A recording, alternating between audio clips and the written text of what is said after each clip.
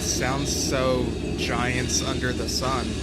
Absolutely. Hey, everybody, how's it going? Dan Schinder here And Steven Schinder here. on Yesshift with, Yeah. I would call this a special episode celebrating a very special album that's having a very special milestone of 50 years. I cannot believe the Tales from Topographic Oceans is 50 years old. That's bizarre. Yeah, it's wild and it doesn't sound old really. I remember I've told a story about how several years ago I played it to a friend and he thought it sounded like it was from like I told him to guess when it's from and he was like, "Oh, 2002." And he was like blown away when I He told probably him what also it thought you was slipped from. him some acid or something. Yeah, I've always said for decades, I have said it's ahead of its time musically. But let's talk about some context, folks. Context of when this came out. So, January of 1973, Deep Purple released Who Do We Think We Are? And some stranger named Rick Wakeman released Six Wives of Henry VIII. March of 73 saw the release of Pink Floyd's Dark Side of the Moon, which did pretty well, and Led Zeppelin's Houses of the Holy, which also did pretty well, and King Crimson's Locked Tongues in Aspic. And early in that month, King Crimson's Jamie Muir gave John Anderson a copy of, we all know this story, the autobiography of a yogi at Bill Bruford's wedding. A few days later, in a flight from London to Tokyo, John Anderson and Roger Dean discussed the book, The View Over Atlantis. While in Tokyo, John gravitated toward footnote 83, an autobiography of a yogi. These Japan shows would also be the last Yes shows in Japan until 1988, and Steve Howe's last performances in Japan until he returned with Asia in 1983 at Yeah. Asia and Asia Live at Budokan. Yeah, and before we continue the context, just want to go on a little brief tangent about that. So, something that we found out like really last minute, because there wasn't like a whole lot of promotion for this, was that yesterday was the 40th anniversary of Asia in Asia. That's And crazy. 40 years. yeah, and so they were doing this stream on Twitch of all places. I don't know if there was like a rights thing or what, but for those who don't know, Twitch is usually used for people to play video games and stream themselves playing video Yeah, games. But gaming. Yeah. yeah, but sometimes there are people who stream like other things. But yeah, like there was this stream and they aired this documentary that I guess aired back in the day called The Road to Budokan, which I don't think is on this Blu-ray box set that I have of Asia in Asia. So I caught some of that, the Steve Howe interview. Apparently I saw in the comments that they kind of asked the same questions to the other members, but um yeah, I saw the Steve Howe part and then a bit of like it showed them on the road and rehearsing and then they showed the concert. So it was once I got comfy, it was a busy day yesterday, but once I got comfy, I was like able to just relax and enjoy that stream. But yeah, it was kind of bizarre that there wasn't a whole lot of promotion for this thing. Yeah. I watched it up until shortly after the Steve Howe interview. And what's weird is you can't see a progress bar or a timer. You have no idea how long it is or anything like that.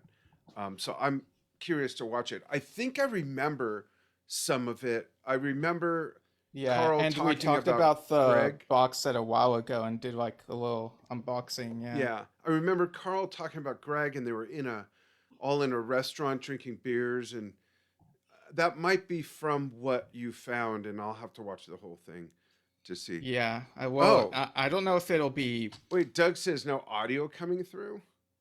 Wait, what? Hang on. Oh, he says now there is. Okay, huh? Yeah, because I saw the captions for it. So, Okay, um, weird. yeah. So Who I don't know. Maybe scared me, just Doug? maybe there's just a little delay in The like audio the kicking in. okay, So but let's start over. Let me get the music. Just kidding. no, but yeah. Also, it was a reminder that today is actually the 7th anniversary of Greg Lake's passing. So Oh wow. yeah. So It doesn't seem that long ago, but I'm glad that this stream, I guess, is also partially a celebration of Greg himself. And, there's also that Greg like Magical box set recently. So Right. And always great later, to remember these great I'm going to guys. just say it now because I Yeah, didn't go ahead. realize, yeah, it was Greg's anniversary of his passing. But at what time? 4:30 Pacific.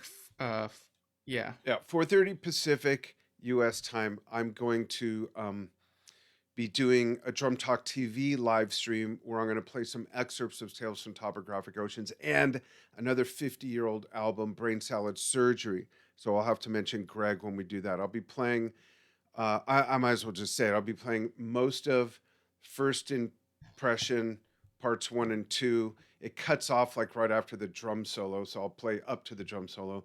And then I'm going to play the tail end of Second Impression and man, probably all of the Carnival Third 9. Impression. Yeah, excited Yeah, about that. I love that music. So, two awesome 50-year-old albums, but you got more in the area of yeah. Well, that one was context. 40, but yeah. Not 40, Um, yeah. Yeah, but continuing the context, so back in 1973, in May, some little band called Yes released something called Yes Songs. I guess they felt they needed to put their band name in the title. I don't know. the Um, the debut of Alan White.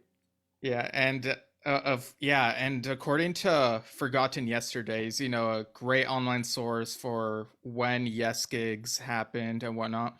According to that site, recording for Tales began just a couple days after Yes Songs' release, and July saw One Life Badger's release. Tony K, his band, and Jethro Tull releasing a Passion Play, Oh, which we've said before is like our favorite Jethro Tull album. yeah, a masterpiece. August, Two Sides of Peter Banks was released.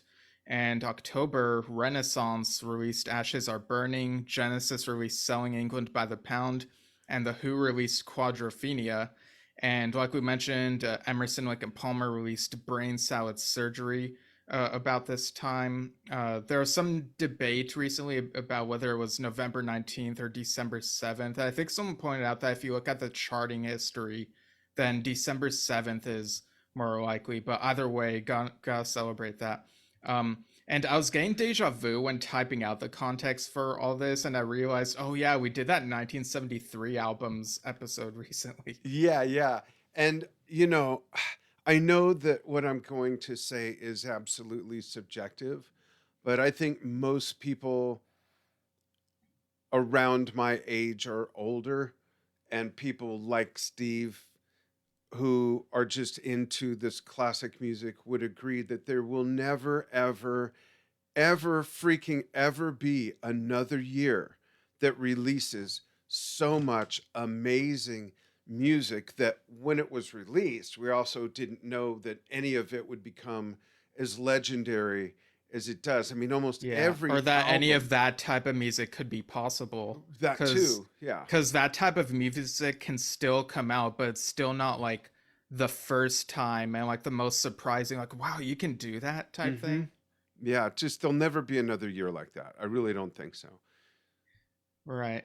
So, when was your first time listening to Tales in full? Do you remember like your first impression of it? Pun Yeah. intended, I guess. So the when part was probably I got Yes Songs and Close to the Edge first at the same time when Yes Songs came out. So I probably heard it in 74-ish. Yeah, because it came out January 74 for the US, but Yeah. UK came out a month Yeah, earlier. I'm pretty sure I heard it that year it came out. I have my original vinyl uh, copy. And my first impression, and I still feel this when I put it on, is I immediately felt like I had heard it before, or to put it in a slightly different context and dynamic, I felt like I had been there before. And it was moving and kind of freaky too.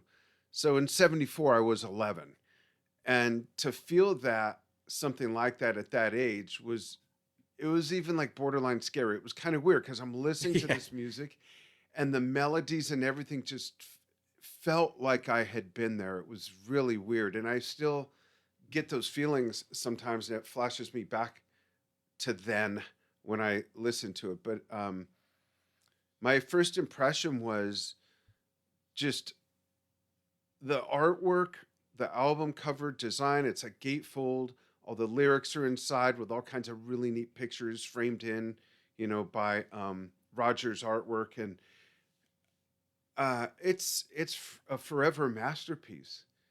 It was mind blowing, and I have to say, the Ancient was a little scary to me. Yeah, I was gonna talk about that. How like it it can definitely be scary to someone not used to that music. And as I was listening And an again 11-year to old, yeah, yeah, and as I was listening to it again, I was like, I can imagine like this being scary to someone. It kind of sounds somewhat close to some of King Crimson's music in that way. And as I was scrolling through the comments, someone else brought that up. This is the closest Yes has come to King Crimson, is what they said. So which I is thought that was ironic funny. being the first album after Bill left. That's kind of weird. Yeah.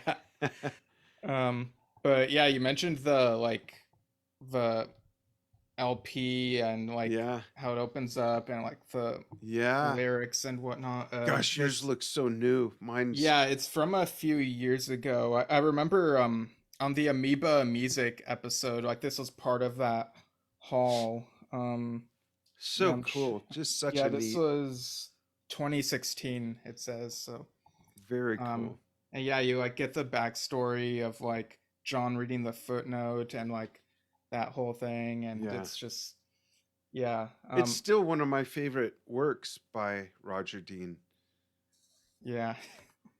Um, What about you? When was the first time? I don't remember. I think I got it for you on CD.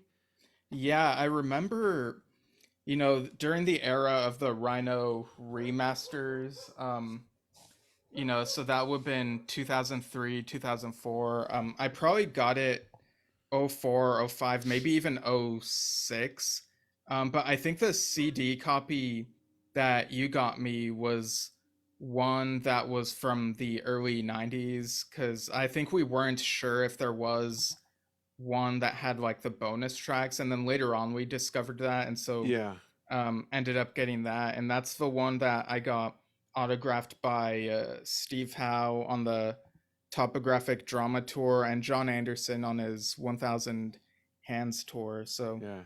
um, yeah, some That's very cool. great memories with this. And I love how and I know people have different opinions of this, but how the 2003 remaster reinstates the soothing, like soft instrumental intro at the beginning of Revealing Sons of God before the chanting. I think it's a nice way to set the stage, and it's kind of reminiscent of the intro to the Yes Songs movie. So I do like that, but other people really like that the version, the original version where it just goes into the chanting right Yeah. away.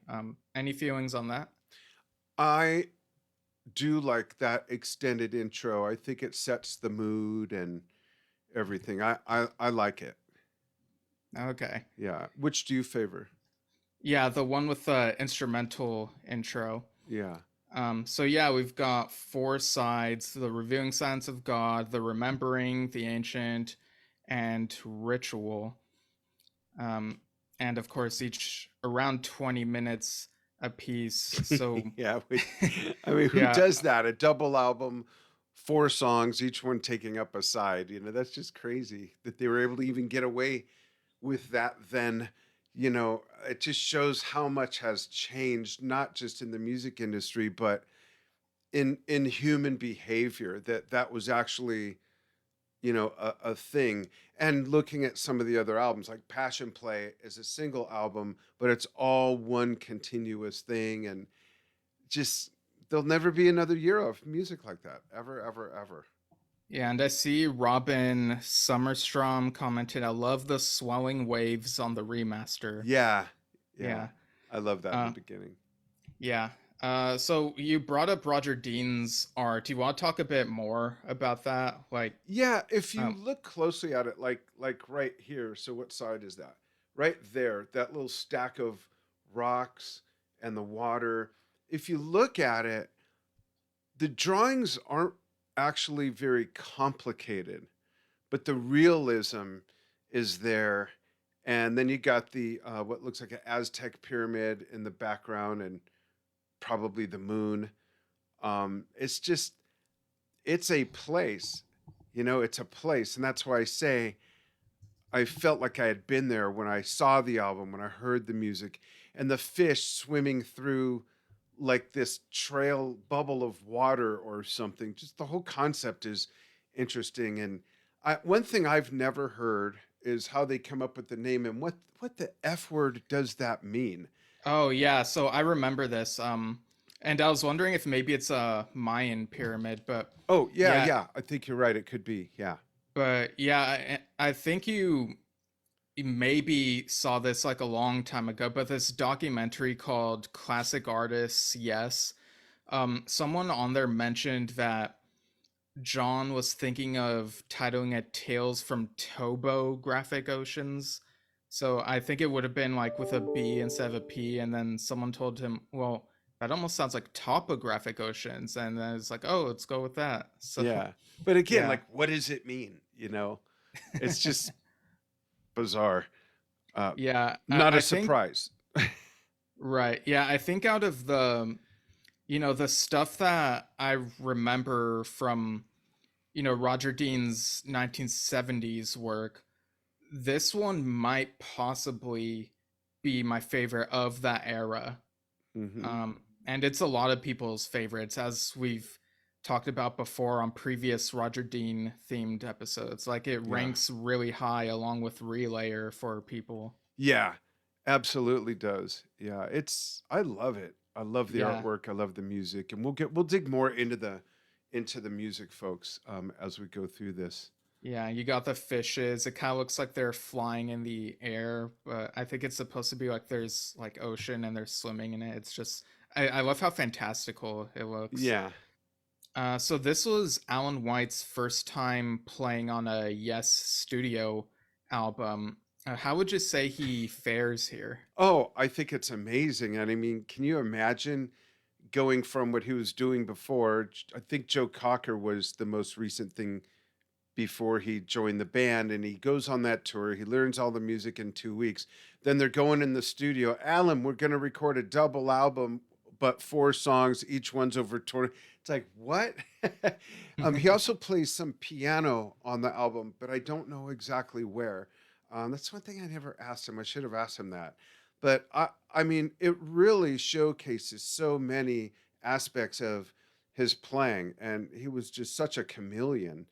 And there's everything from bombastic and tribal stuff to the very, very soft, interludes in um, like if you think of the section right before Rick's keyboard synthesizer solo in The Revealing Signs of God, just barely tapping, all the way to the stuff he's doing during the synthesizer solo. It's just Mm. amazing. It really shows him off. And what an interesting way to enter a band. Yeah, like imagine being Alan and he's talking to a friend and he's like, "Oh, so here's the band I'm in. It's called Yes. Check out this first studio album I did with them." And they just like, "Whoa, what is this?" Yeah, exactly. Yeah. Um, yeah, so looking at more comments, Doug Curran says in 2002, a Rolling Stone voted Tails cover the best album cover of all time. Really, I And did not know that. yeah, and it's Roger Dean's second favorite Yes cover after Relayer, he's told me. And Jay uh, Nenskel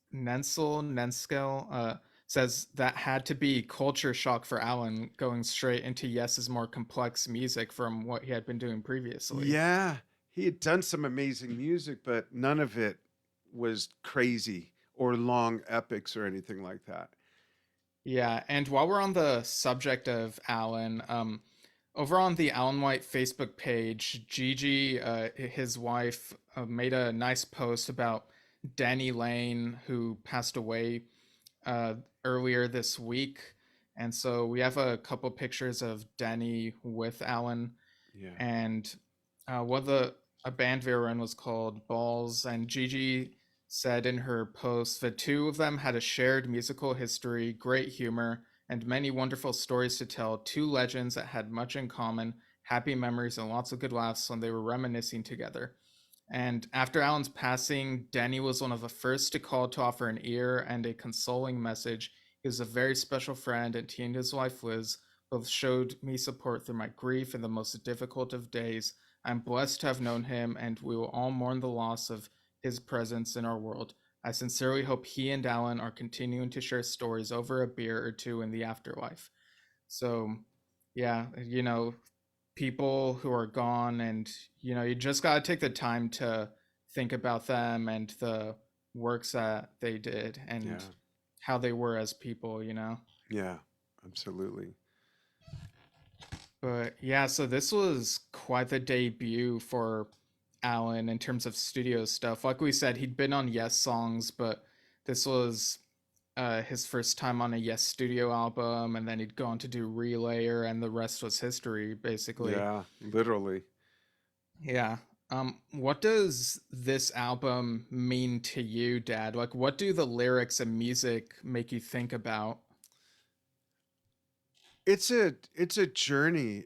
Um, it's a place, but it's also speaks to like a way of life and behavior.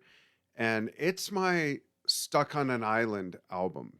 This is probably my all time, it is my all time favorite album. And I know that some of the criticism that it's taken, even by Rick Wakeman, has been, and in his words, that there's a lot of padding. And to me, I just take it all at face value, and it's part of that journey. If you go on a trip, like when we drove from Bakersfield to San Francisco, it's easy to say that not all of the trip is face against the window worthy. Although Mm, for me it is because I just like looking at stuff. But you know what I mean? For there's going to be some moments that some people won't like. Maybe some people like those interludes and they think that the synthesizer solo and the bombastic drumming and the revealing science of God isn't their thing. So that aside, and I never read into what people say when they criticize something because that's their feeling of it. It's not the way it is. It's the way it is for them. And the way this album is for me, those parts are part of that bigger picture and the bigger story. And I just love it. I still love it. I listened to the whole thing not long ago for the first time, beginning to end, in a very long time. Because I don't have a lot of time, to listen to music other than when we go on long road trips, which we haven't done. My wife Enja comes home today from Las Vegas, where she's been for 3 weeks, and normally on a trip we'd be listening to a lot of music together and stuff. So I was able to put it on and listen to it in like 2 evenings, I think, and it still freaking holds up, and it's still my yeah. favorite album. It's amazing music, and they're all so on point. Just the playing is so good. There's some things like, again, on the Revealing Science of God, Steve Howe's guitar solo and Rick Wakeman's Moog solo leaves you wanting more of that. They're just so good, and they're both so short. There's many, many, many other highlights throughout the whole album, but there's a little of everything in it. Yeah. When I listen to this album and think of, what it all means in air quotes, even if it's not the intention, and I mean, at this point, who knows what the complete intention of it all is, but the words and the music, they make me think of how we live in a world that's been around for so long, and there's so many mysteries to it. And, like the footnote that John has talked about, it talks about like medicine, religion, and different facets of. I guess you could say different facets of humanity. There's Yeah, history to all of it, and there's so many different civilizations, and there's so many things that we do not know. So to me, listening to this album is a reminder of the mystery and majesty of the world and the universe, and how we might not know absolutely everything, and some of it can be a little overwhelming, like thinking, like wondering, like how did this happen, how did that happen. But Yeah, it's a deep like it's, album.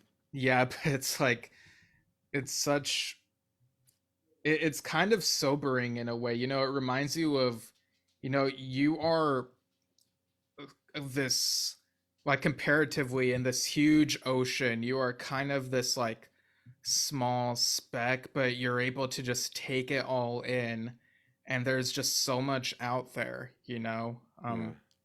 I feel like earlier I thought of how to convey this like more coherently, but I think you get like Yeah. what I'm saying, Yeah, yeah. Absolutely. Where does it rank in your um of what you like? Is It's it in your definitely top 20? it's definitely my favorite Yes album. Um Maybe it is my favorite album of all time, perhaps. I don't know. Like, I feel like, for many, many years before going to sleep, I've like, to help me go to sleep, I would think about an album, try to like start from the beginning, and before I reach the end of it, I'm just already asleep. And for some reason, these last couple years, I haven't been doing much of that anymore. But when I do, this is like my go-to, like thinking about reviewing Signs of God and going through the different, melodies and sections and whatnot. And Yeah. I think that really shows like what it means to me. Yeah. I see another comment. Ray Fern says, Topographic is a treasure, a Christmas present to me at 16. I'm now 56. It's perfectly imperfect, a joy to listen to. That's a pretty good Christmas present, you Yeah. know? Yeah, a lifetime of music. Yeah. How would you rank each side? Like, do you have a ranking for these four sides? Yeah, I could do that. Side 1 in album terms, folks. Side 1, The Revealing Science of God is my favorite. Um Next is side 4, Ritual. And parts of that scared me as a kid also. I was 11. And, that whole, before the, dun, dun, dun, dun, dun, that whole drum thing, that, that whole thing's like, what's going on here? Um, and of the other two sides, um, I think they're equal to me, and I love, love, love the acoustic sections and Steve's solo in both of those. Mm. The Leaves of Green and that one section I always forget the name of. Do didn't didn't didn't do Oh, the do. one that begins with "Don the Clap," that one? Yeah, I It's like the love folksy that. part. I just love that section, and it's neat when they reprise it and there's no drums and it's just the stringed instruments and the vocals. It's just beautiful. I love that. Mm. I used to be Yeah. able to fake my way pretty well through Yeah, through "Leaves of Green." yeah, I used to be able to play that really well actually. Yeah, Um, on guitar. yeah, but I haven't played it in a very, very long time. But the Yeah. drumming, I know the whole all four sides by heart, and I'll be playing some of it later today on Drum Talk TV excerpts. I pulled out some of my favorite um, sections. Most of them, if not all, are instrumental. I don't remember. You sliced them out for me. Are there any vocal sections? Now I that I think of it, I don't know. there it was a it's been a busy week, but Yeah, if there are vocals, maybe it's a little bit, but yeah, mostly def solo sections and stuff. yeah, Yeah, but yeah, I think my ranking of the sides is similar. Like, Revealing Signs of God is my favorite, probably even my favorite Yes song. And then Ritual, I love I especially love how in the live setting they get really Oh, like yeah. that chaotic feel with the drum section at the end. Yeah. Um, and then after that, I think I'd go with the ancient. Like I really like the juxtaposition between, the weird like heavy stuff and then going into like the very gentle leaves of green, and Yeah. then the remembering. Like I still love the remembering, but it's probably my least favorite. Like like even though I love all of these songs, I can kind of see how the common fan wisdom, that the ancient and the remembering, like to some people feel like they meander in places, like especially the heavy part of the ancient and the remembering, like maybe the slower chanting. Like I can see how for some people it can feel meandery, and that's why generally, like even Yes themselves would play revealing and ritual more than those other two. Yeah. Yeah, they've never played all four, have they, other than the actual tour? And Right. Yeah. In full. yeah, Yeah. yeah. And Um. speaking of, I want to show Doug Kieran's ticket from Yeah. November 23rd, 1973. Yeah. £2. Yeah. That's That's also the crazy. 10th anniversary of Doctor Who. Funny enough. Oh, that is funny. Um, and he mentioned in the comment string, you guys were going back and forth. He mentioned that um, the tour started before the album. The album was delayed, and that's like the Tormato tour. I saw that before the album was actually out, or it was out right around there. It was no, I think I had the album, but the show in Cleveland, one of the best bootlegs ever at the Richfield Coliseum, it hadn't come out yet. John mentions it'll be out in a week or whatever. Yeah, Um, I remember seeing a post recently about, I think late October was the original intended release date for this, but I think there was a shortage of like a certain material that's used Vinyl, for. since they needed so much. Right. Yeah, I think that was happening that year. Um, Interesting. yeah. Um, What is Robin saying? Robin says, "Oh, Don the Cap." Yeah, yeah. Thank you. Yeah, I love that section. Just love it. So does yeah. Robin. Just love that. Yeah. So there's been a lot of discussion about this album recently, and Yes Music podcasts have been doing a Who? series Just kidding. called Tales from Topographic Ocean's Listening Guide, which might be a book if I remember correctly. It's That's gonna be neat. a book. So um, one of the things they've talked about is like whether this could have been condensed as one album. So my question to you is, if that were a choice, like how do you think ideally, in your opinion, it could have worked as one album, or could it have been released as two separate albums? Like, how do you That's a think either of those possibilities yeah. could have That's a worked? great contemplative question. And the first thing I thought of was, huh. I think I'd like to hear a one album version of all the more active, aggressive parts, Mm, and another version of all the softer, mellow parts, and see what okay. that's like. I think that would be interesting. Could the whole thing have been distilled down to one album? Of course, but it would. I'm not saying it would be better or worse because that's subjective, and I haven't heard it yet. Right. But Like we it can't would. really know that Yeah, reality. but the point is, it wouldn't be what it is, and it is Yeah. what it is because of how it was put out and all of that. Take it or leave it as it is, with those parts that some people say are meandering or extra padding or whatever. It'd be interesting to single out some things as shorter individual songs like Don the Cap, Leaves of Green, all these little sections would be interesting. Yeah.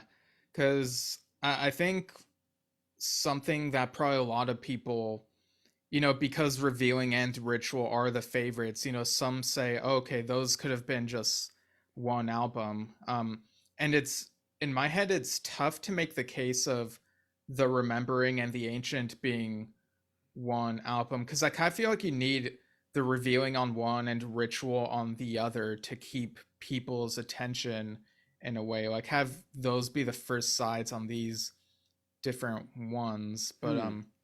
yeah, and yeah, it's just interesting to think about. But you mentioned the possibility of, could these have had like smaller tracks? Like what if each side had been, like in the track list, what if instead of these 4 20-minute songs, they're listed as like, each epic is actually a few different songs? What do you think of that sort of Yeah, idea? that could probably be crafted and work. One thing I wanted to ask the audience is, especially if you don't live in the US, we are in the US if you didn't know that. Did you ever hear it on the radio?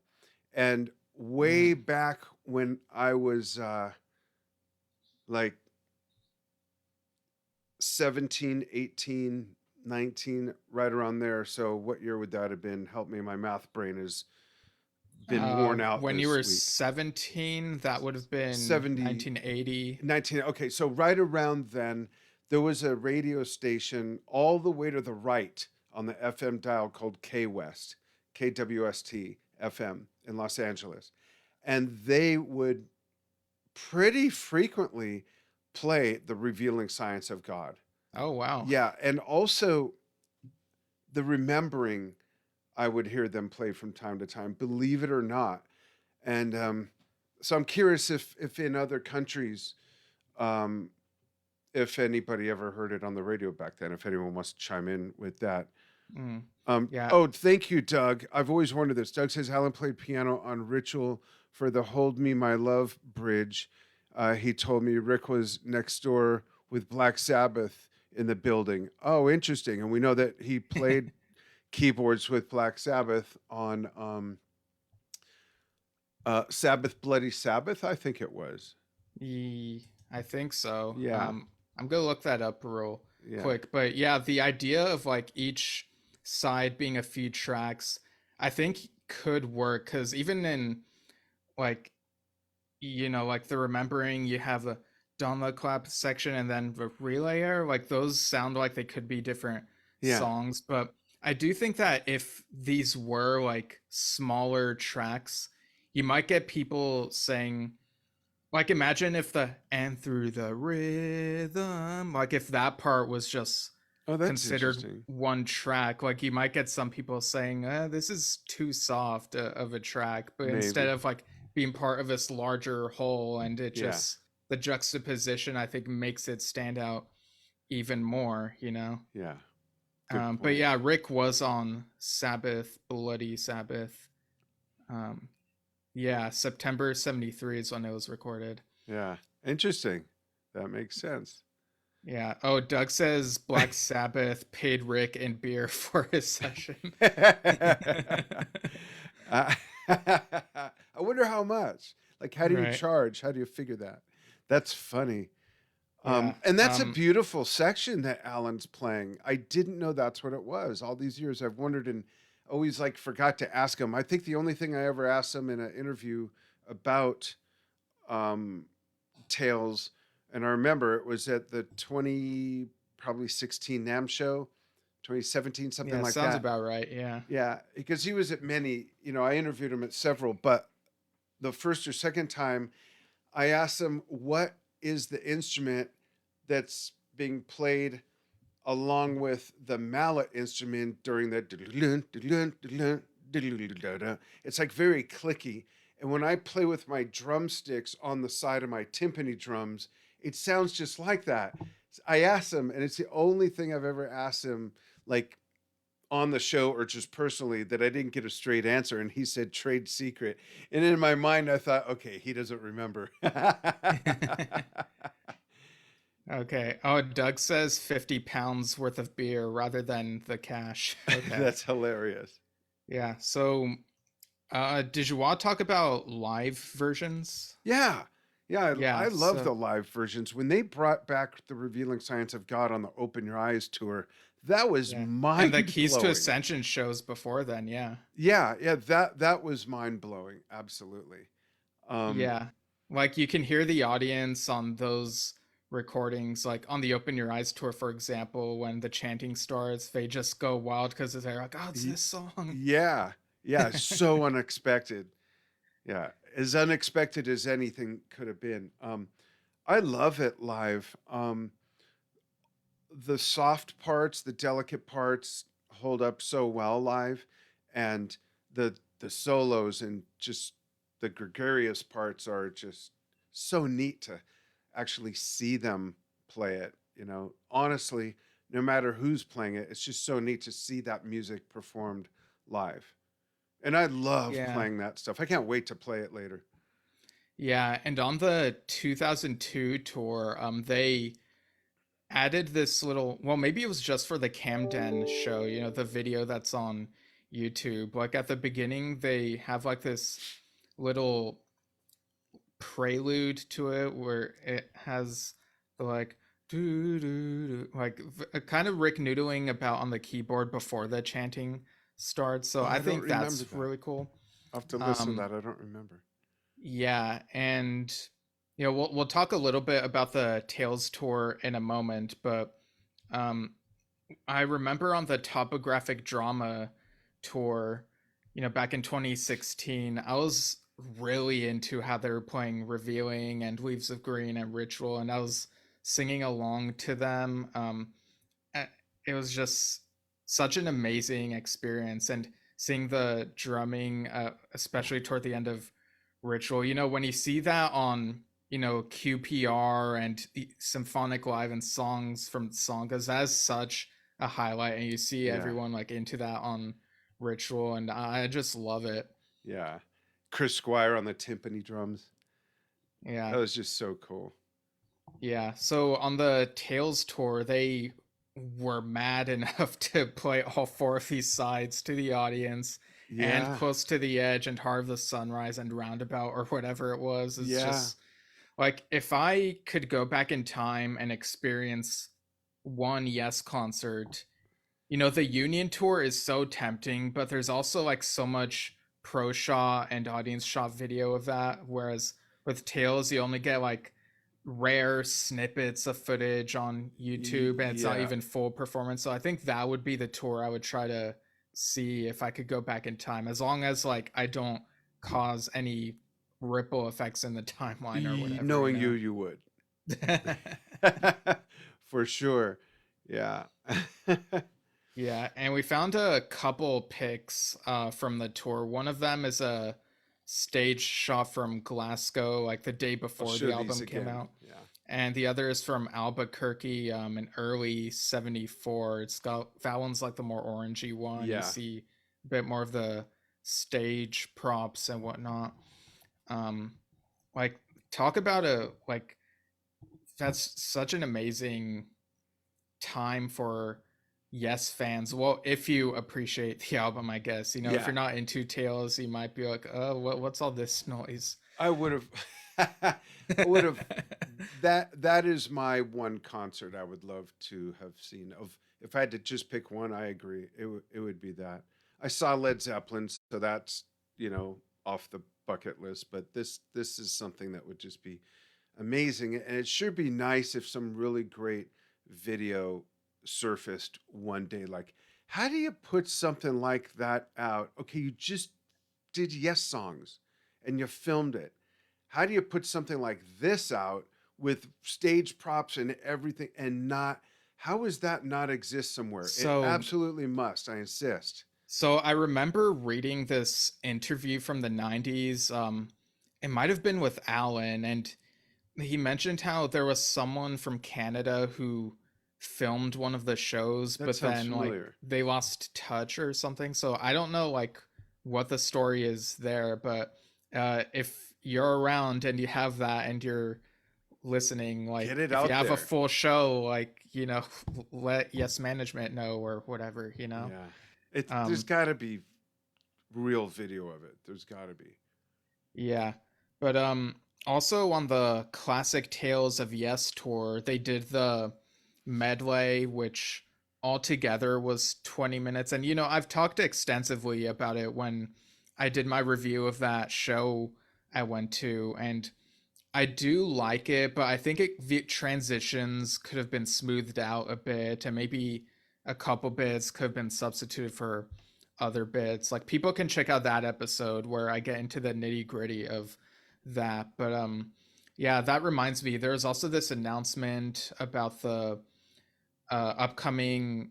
Yes, made this announcement of the European Classic Tales of Yes tour. So people can go to yesworld.com/live and see the dates there, starting April 30th in Portugal, and it looks like it goes up to June 4th at Royal Albert Hall in London. So very curious to see how similar the set list might be as it was here. Maybe they'll swap out a thing or two. So I'm very curious to see how that Yeah. turns out.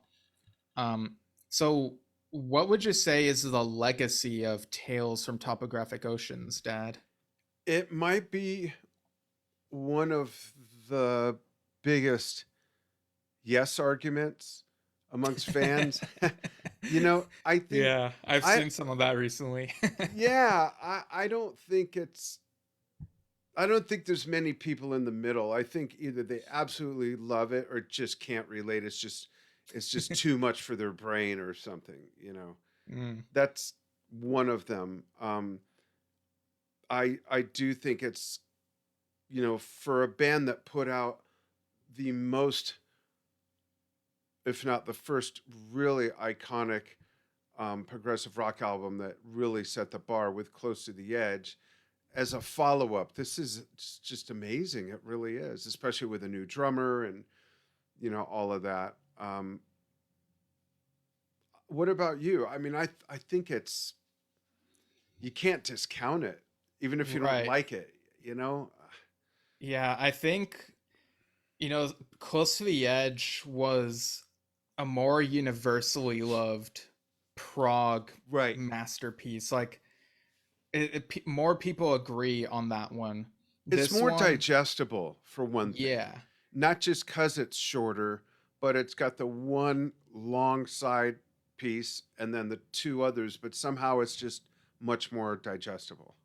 Yeah, whereas Tails, it kind of feels like, okay, this is more, it feels like you have to be like a much, I guess, deeper Yes fan. I don't mean to make it sound like a tiered system, but Right. from what I see, it feels like there are lots of Yes fans who love it. Outside of the Yes sphere, there might be some prog fans, like general prog fans, who really enjoy it. Others who are like, it's okay, type thing. Like it feels like they went really out there with this one, and then after this, they got a bit more grounded with Relayer, which is kind of weird to say, given that Relayer is Relayer. Yeah. But It's yeah, interesting what Robin is saying. Robin says, I think when you interviewed Bill Bruford on this channel, he said he haven't heard this album, and you asked, haven't played it, but he said haven't heard it. mm, I don't okay. remember that. I have to watch Yeah, that again. he definitely said that. It might have been a different podcast where he said he hadn't heard it. Um, but yeah, I do remember seeing a clip of that. It might not have been on our show, Oh, but yeah, that was a fun interview with him we did a while yeah. back. People should check that out if they haven't Was that already. a year ago, April already? Yeah, more than a year and a half Jeez, ago. Jeez. that's crazy. I have such time warp. I can't, sometimes I'll ask Steve, hey, so when did we have Steve Hackett on? Like 6 months ago? And he's Well, yeah, like, a no, year that was a ago. year ago. Yeah. But yeah, it kind of I've also seen like once in a while I see this like a little debate of like, was it really that divisive back then, or is that something that kind of evolved over time, like in retrospect? That's a good So question. Doug, if you're still watching, I'd love for you to chime in on that. I don't know how old you are. I think you're probably older than me, guessing on some things I've read. or maybe um, around the same age. now, I think Doug's older. Or So if you could chime into that, if you remember, because again, I was 11 when it came out, and I don't, mm, there wasn't the internet. So, you also weren't exposed to as many conversations, only your people you knew. Maybe what the Right. critics wrote, but F that. I'm curious if you and fellow Yes fans, Doug, agreed, and Robin, anybody else for that matter, if you were around when it came out, because I have no context of that at all. I just remember getting it and loving it ever since. Interestingly, though, it's not something I could listen to every day. It's Right. Yeah, because I feel like and I don't I wait. would I don't wear. just mean for the sake of time. If time wasn't an issue, I still wouldn't put it on every day. It's like, okay, I gotta, okay, let me, okay, here we go. We're going on this trip, because it really is a journey. Yeah. I mean, I kind of had that experience today. Like, I was like, okay, gonna listen to this again.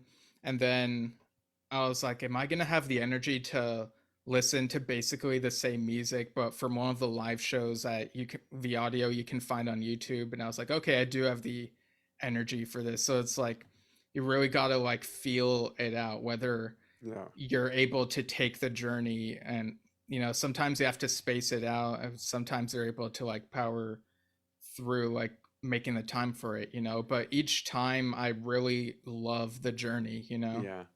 No, I'm even more excited about playing it later. So, Doug, you are just a little older than me. Doug's 65. I'm leaning towards 61. Okay. Um, Yeah. And Eh, for those of you who don't know, I mentioned earlier at 4:30 Pacific today, I'm playing. Is it 4:30 Pacific, yeah. Steve? Okay. What time do I have on my calendar? Yeah, okay. 4:30 Pacific. I'm playing excerpts of Tales. I've selected certain little sections, and Steve sliced them out for me. I still have to download them on that thing. Um, Right. Otherwise, what would I do? Huh? Yeah. Because I'm having So an issue with this right now. I don't know what's up, but we'll figure it out. We'll figure it out. Hopefully, it'll work. yeah. So before we read fan comments, let's show like some of the Tales 50 merch that's Yeah. available on the Yes World store. So there's Um, that, which is cool. yeah. So um, sorry, I'm just looking at the thing. So what's the first thing you're showing? Is that the Is the record? Yeah, Oops. so that's a personalized 50th anniversary RIAA record. That's $350 US on our end at least. Okay. Um, and And then we then we go got to the shirts yeah, with the the album all cover. over print button up. For the US, that's $110. How would you Uh, explain if someone saw you at the mall wearing this and said, "Wow, that's neat. What is that?" Like, where do you begin? well, I You would know? say yes, and then confuse them. Yeah, like where would you begin to even explain it? And then we've got the hoodies. Yeah, so the navy zip up hoodies, $75 US. And then we got the ornament. It's an acrylic ornament. That's $20. And then the incense holder, which is $25. I saw Nathan Tyler Lowry say, in air quotes, Tales from Topographic Oceans is a Christmas album. What's your stance on that, Dad? Say that again. I was reading Doug's comment. I'm sorry. Say that again. Nathan said Tales from Topographic Oceans is a Christmas album, but like in air quotes, like he was saying, like, imagine someone saying that. Yeah, interesting. I don't know what to do with that, but Doug says, going back to my question, the reviews were mixed. Even their biggest supporter, Chris Welch, gave the album and the Rainbow Gigs a thumbs down, as it Mm, too, um, out there overall, for the most part, that really hurt John and Steve. That's mm, interesting. I wonder if Chris feels the same way, because sometimes as we get older, our tastes change or evolve a bit, and I wonder if he has a different appreciation for it now, or any appreciation at all, for that matter. mm. Yeah, Interesting. Thanks, interesting. Doug. Yeah, so reviews were mixed around then. Yeah. Um, okay, so speaking of Doug, his comment from earlier was a truly progressive album. It blew my mind when I bought it at the time and first played it. Here's my original US album, signed in the 70s by that lineup and artist Roger Dean, Roger Last. And he also showed the ticket for the show he went to. Um, So yeah, it's thanks for your comments, Doug. Yeah, and I'm gonna change my glasses just because it'll be easier for me to read. Those are progressives. These are reading glasses. Nick Okay. Kokoshis. I hope I'm pronouncing that somewhat right, at least the Nick part. Tales from Topographic Oceans is not only my favorite Yes album, it's my favorite album of all time. Being a Beatles fanatic in grade school, I remember like it was yesterday when my mom came home with three stereos and three copies of Sergeant Pepper's Lonely Heart Club Band for each of the three kids still at home. I'm not sure how she knew this was a watershed moment in popular music, but she did. I was 10 years old and about to have my consciousness expanded to embrace a whole new meaning for album cover art and a whole new opening for conceptual music that eschewed traditional pop song lyrics. This mini renaissance, he says in quotes, as George Harrison called it, lasted for the next 10 years. And this is where Yes stepped in. Most of the band members stepped out of psychedelic bands and into Yes. Yes, who in their first three albums would find themselves at the forefront of the most risk taking pop musical genre yet, originally called classic rock, later dubbed progressive rock. Tales from Topographic Oceans Tales from Topographic Oceans represents the boldest experiment of this genre in its classic era, an album that stretched every conceivable barrier of the style while still scoring gold record awards. And that is amazing if you think about that. Hmm. And spending 6 weeks in the US top 10 charts amidst what was mostly singer songwriter albums. As Steve Howe said, bravo the 70s. But wait, there's more. Nick goes on to say, and say what you will about the lyrics, but the style points back to the free flowing metaphysical obscurity of the 1950s beat writers and forward toward what progressive rock would achieve throughout the 70s before the shift back to the conventional music styles. Got a cat sneaking up on me. Sorry, that scared me. The lyrics, however oblique, are a direct reflection of what was happening in the spiritual wing of the counterculture. A 50th anniversary may just be a blip in the ocean, a topographic one, of eternity, but for a work of popular music is still to still be considered this brilliant and important after all this time and still a great achievement. But Nick, how do you feel about the album? No, Nick, thank you. That took I appreciate you dumping out like that. I'm sure you do too, Steve. That's a great take. The way you related, the obscurity of the lyrics and just the crossovers there. Very interesting. And Yeah. Robin, who's watching, Yeah. Also, I just saw Doug's comment that Nick has a Facebook group called Tales from Topographic Oceans Studio and Live Performance Discussion Group, so people can check oh that out. wow, I want to see. I want to be a fly on the wall of a room of arguments going on. But yeah, Robert Summerstrom says, for Robin, me, that this album is like a religious you experience. said It Robert. It's Robin. No, I said Robin. Oh, okay. Sorry. Says, for me, this album is like a religious experience.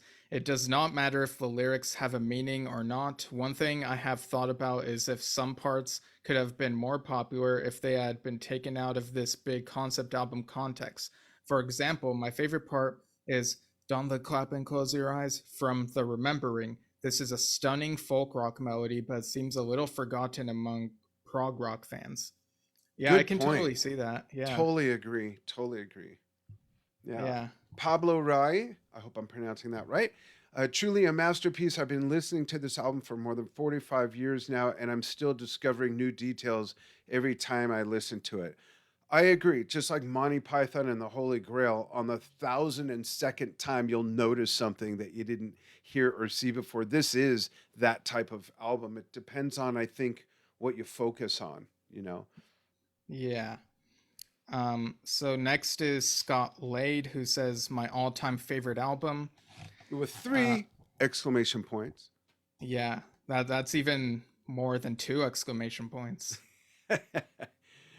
Craig Jones says it's simply my favorite Yes release, even though I heard such favored titles as the Yes album, Relayer, Close to the Edge, and Fragile first.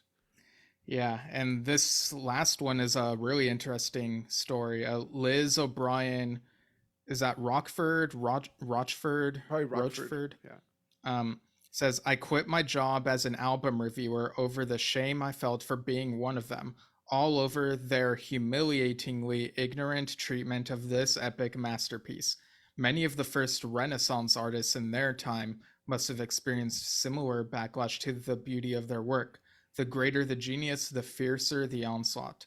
Such an Yeah, interesting take. Thank you, Liz. That's interesting. Yeah. yeah, it's kind of a reminder of how some works of art take a while to be appreciated by some people, but And will never be appreciated by some people.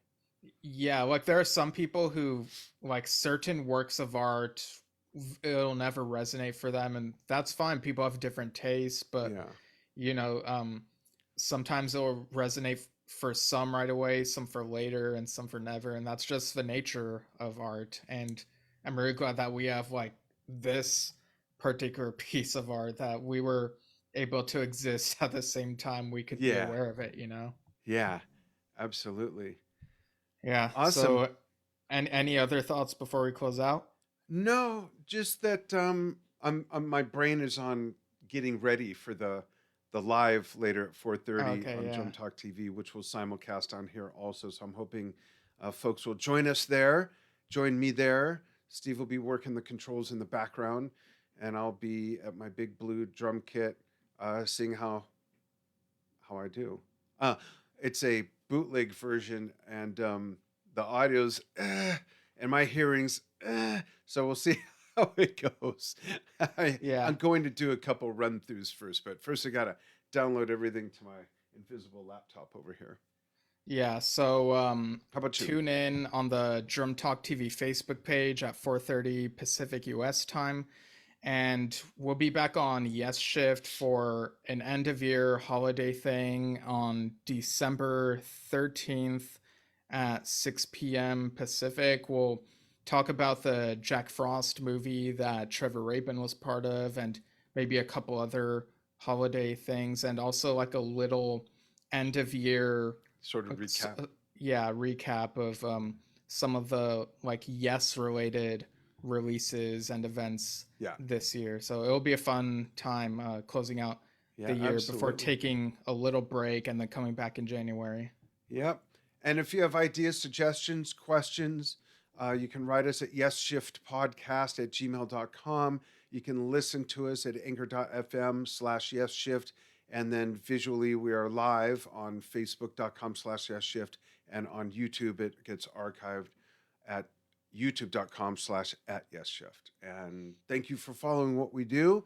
And hopefully, we'll see you all on Drum Talk TV in a couple hours from the time we're ending this. That's at 4:30 Pacific today. I'll play some of this and some of Brain Salad Surgery, some live Carnival 9 stuff to celebrate 50 years of that. And as Stephen pointed out at the beginning of the broadcast, it's also the 7th anniversary of Greg Lake's passing. So a great way to honor him and Keith. And yeah, thanks everybody. Yeah. Thanks everyone.